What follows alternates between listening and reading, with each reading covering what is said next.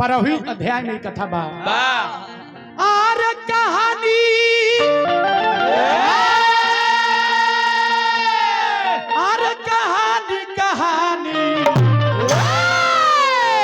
तो तनी ध्यान दे के सुनी ना ध्यान दे के सुनी ना कहा पढ़ले बानी सिखले बानी पढ़ले बानी और सिखले बानी आज रउआ सुनी ना तिवारी के जुबानी कहानी तने वो माला से सम्मानित करो चंदन सिंह पैक्स अध्यक्ष भैया। अब तो हम पहुंचते नहीं थे वरुणा के धरती से पुरस्कार दिल बनी तने है घूम दे देखी चाचा नीचे वो लइका बारा जा देखा तारा जिला के लाज बचावे ला बक्सर के धरती बैठा आई है ने हम गा के कमाएम तू सूद के कमाइबो पैसा देवे कने खे को रुपया वो भेजले बने रह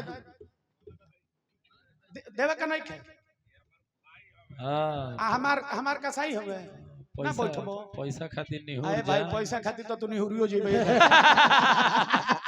ओमे के डोमरा बारा तू अरे का कहले बड़ो बस हो गई रह बैठो तन देख दे लइका बहुत बहुत पुरस्कार हमरा चंदन भैया हमरा के कम से कम 3-4 हजार रुपया पुरस्कार देने हम हार्दिक हार्दिक अभिनंदन करब नारायण जी से प्रार्थना करब जे नारायण जी रो के बना के राखी स्वस्थ रही मस्त रही अपना काम में व्यस्त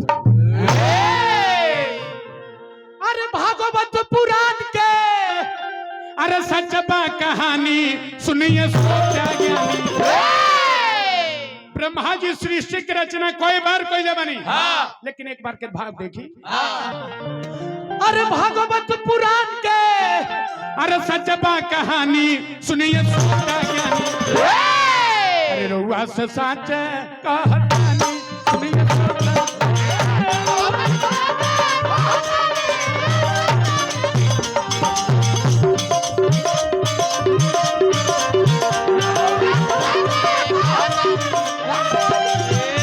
और का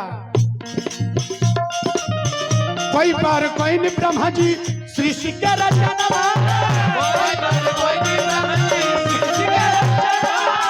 कोई बार कोई नहीं ब्रह्मा जी सृष्टि के रचना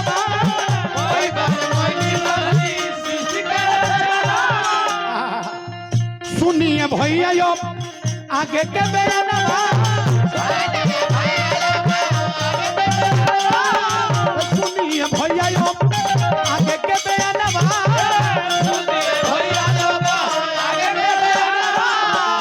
लिखले अरे महातो बाबा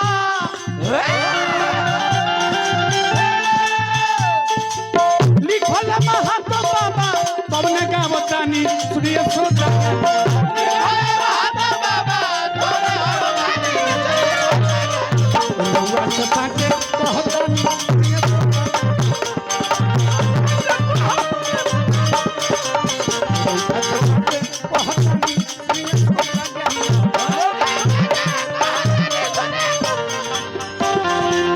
ब्रह्मा जी सृष्टि के रचना कोई नहीं पहल का रचना में तम के मोह के महामोह और देश के रचना कोई नहीं और 4 गो पुत्र के रचना कोई नहीं कहेंगे तू लोग अब सृष्टि के रचना करो कैसे कहता नहीं अरे बबुआ हो करो सृष्टि के रचना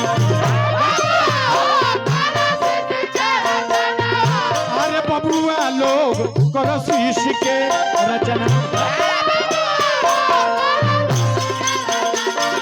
कहते हैं अब तू लोग सृष्टि के रचना करो तार लोग कहीं खातिर पैदा कइले बनी बात हमर मारो करो जल्दी देरी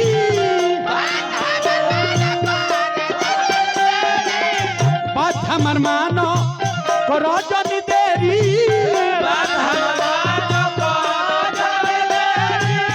मनवा में अपना करो मत फेरा फेरी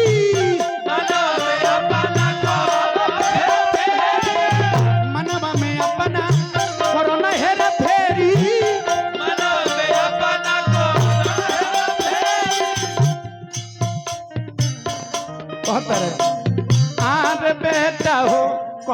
सृष्टि के रचना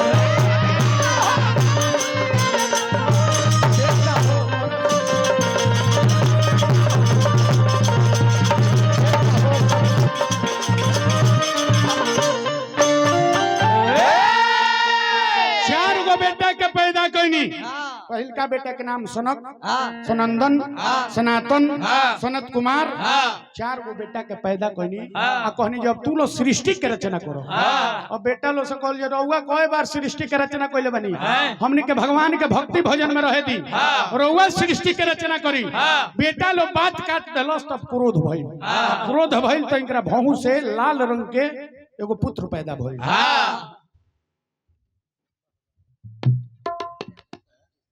एक कमेटी से राजेश यादव जी होली गावे के फरमाइश ने से करत लो तो होली हो जाता। फरमाइशो आइल बा जे बूढ़ा सखी बूढ़ावा भाता रोज रोज से जिया के ना से उहे तनी खाली कहनिया कह दे तनी बबुआ।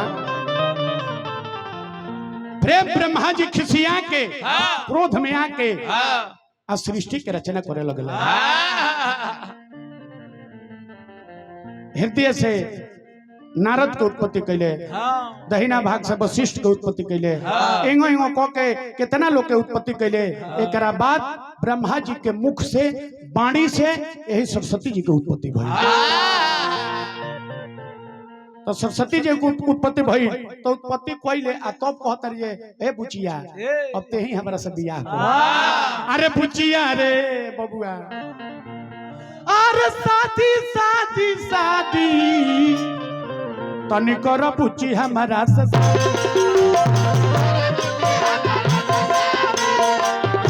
कर बुचिया हमारा से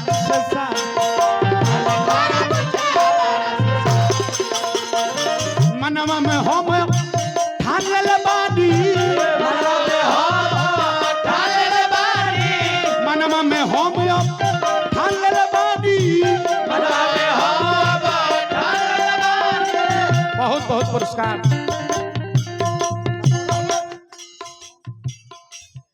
राम श्री यादव जी बहुत बहुत हरे कलाकार के पुरस्कार दिल बने। हमरा कहे के ना पड़े बूढ़ा जी देखो समाज कम लेके घूमबन तो केहू के देवे में सुविधा रहे। 75 घंटा चल देते लोग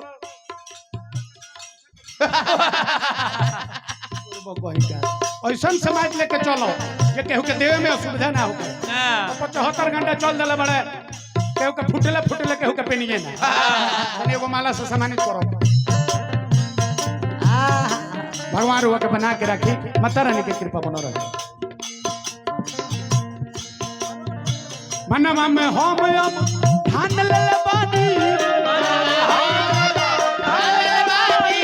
यही तो होई अब सृष्टि के विस्तार बुचिया हो।